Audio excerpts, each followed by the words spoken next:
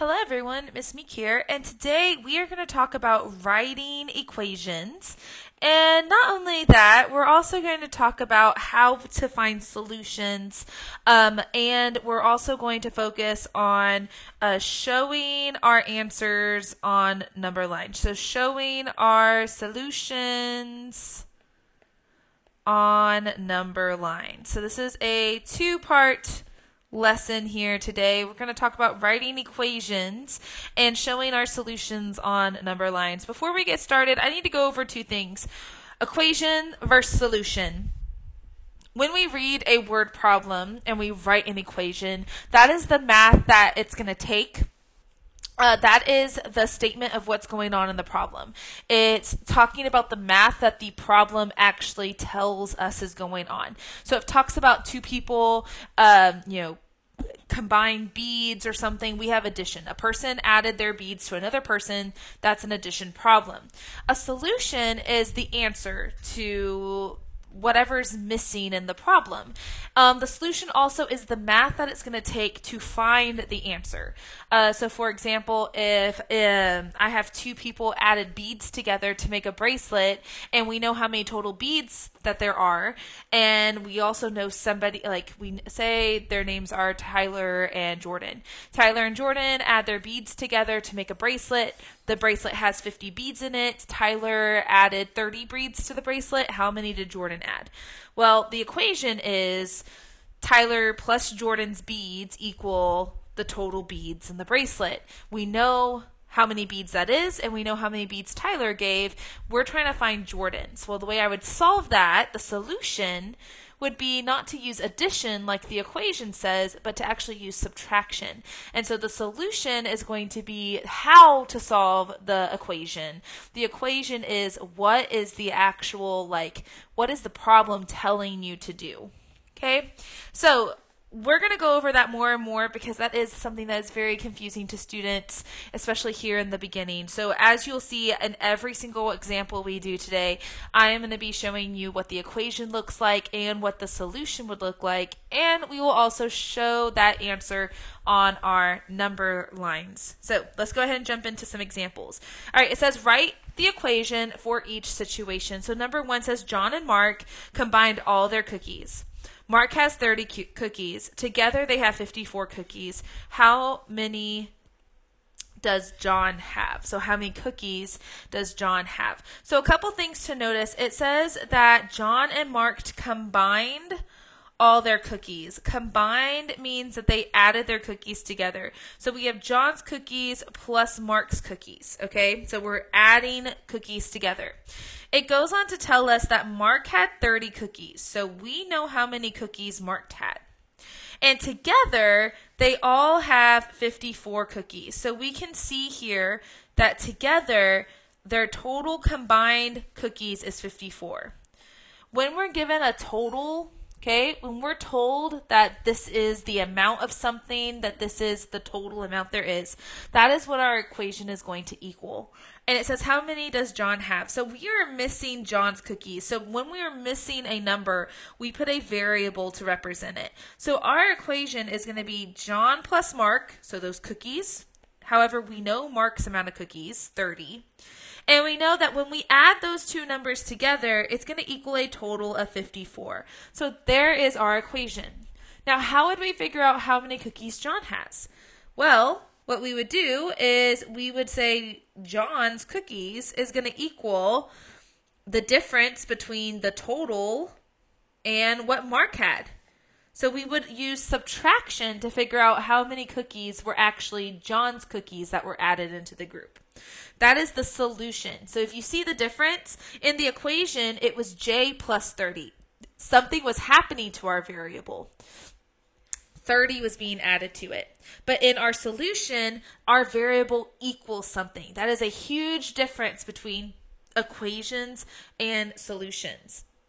So what is 54 minus 30? Well, 54 minus 30 is 24. So how many cookies did John have? John had 24 cookies. 54 minus 30 is 24. So my answer, my solution is 24 cookies. I'm going to take that solution and show it on our number line. The way that we show a solution on a number line is just putting a solid dot on the number line at the answer. The answer was 24, j equals 24, so I put a nice solid red dot there on the answer.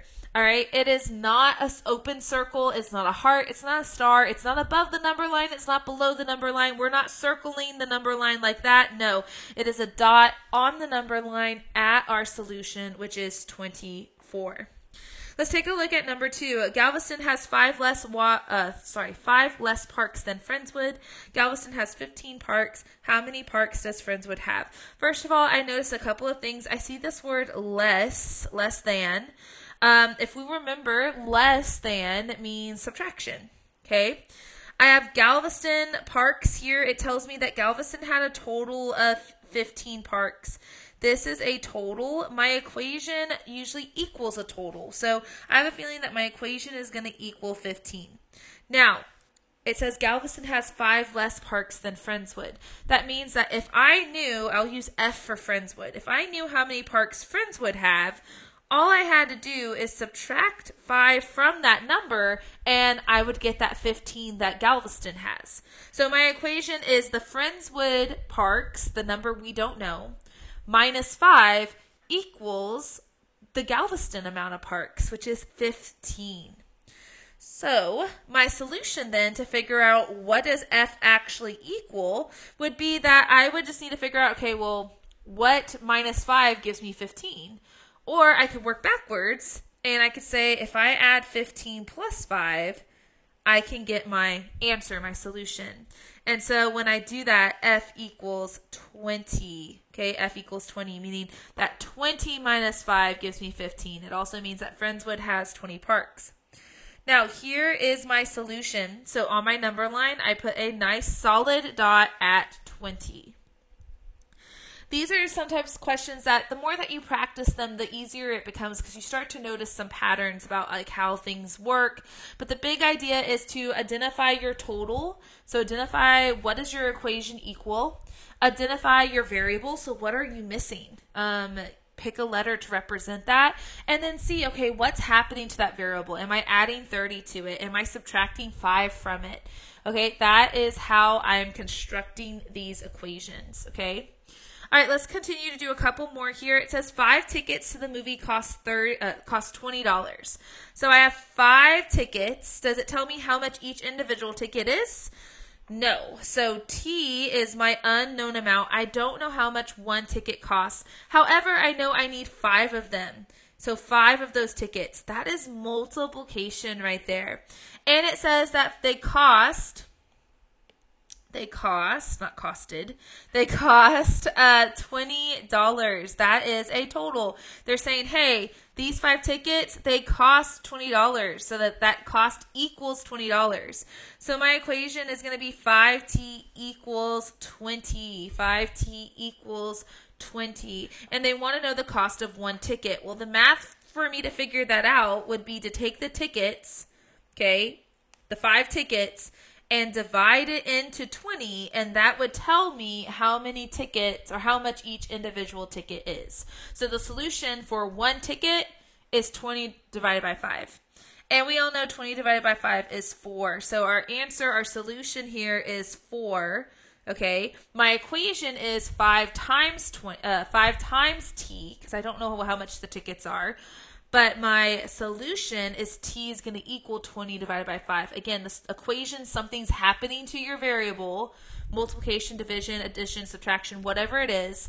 And in our solution, that is what our variable equals, okay?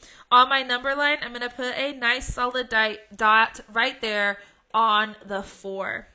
All right, for our last one here, it says Skittles are being divided into 6 snack bags. Each bag will contain 40 Skittles. How many Skittles are there in total? So a couple of things I've noticed. It says Skittles are being divided into six snack bags. It does not tell me how many total Skittles we have. We are missing the total Skittle number. So I am going to use T for total there. We don't know what it is, okay? But it does say that they're being divided by, that means division, into 6 bags. So I'm taking this total amount of Skittles and I'm dividing it by 6. And when I do that, it tells me that each of the bags has 40 Skittles. So each bag has 40 Skittles there. Another way, remember, that I can write this is I can write it algebraically. T divided by 6 equals 40. That is another way to write division, is as a fraction. And so the math that will need to happen in order for me to find the total number of Skittles, I'm going to have to take this 40 and multiply it times 6, and that will tell me the total number of Skittles. And 40 times 6 is 240. So I'm going to put a nice solid dot there at 240. These are just 4 simple examples of how to write equations. There are a ton of other words that represent these operations. There's a ton of different examples out there, but this is just to kind of go through some of the basics of how do I construct an equation. It's really all about finding out what are you missing, that's your variable, and what's happening to that variable. Is it being multiplied by? Is it being divided up? Is it being something being added to it? And then also finding what your equation equals.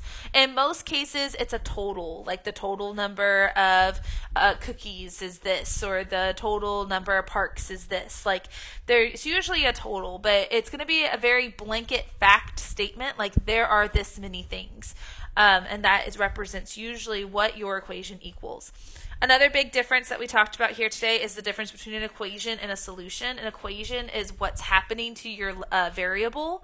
A solution is what does your variable equal. So make sure that you understand the difference, because if you give a solution when your teacher asks for an equation, you're probably not going to get full credit for that because you have to be able to write equations.